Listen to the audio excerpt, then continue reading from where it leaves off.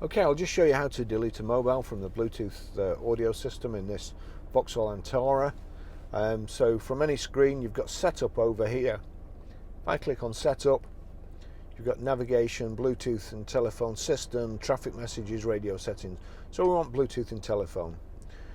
Bluetooth on, that's important. If you're not getting anywhere with it, just make sure the Bluetooth is switched on. Pair new device or select pair devices. So just click that, see if there's anything else. Delete paired device, so that's underneath. So we want delete paired device. Barry's iPhone 10, click on that. Do you want to delete Barry's iPhone 10 from the list? Yes, I do. That's it, gone.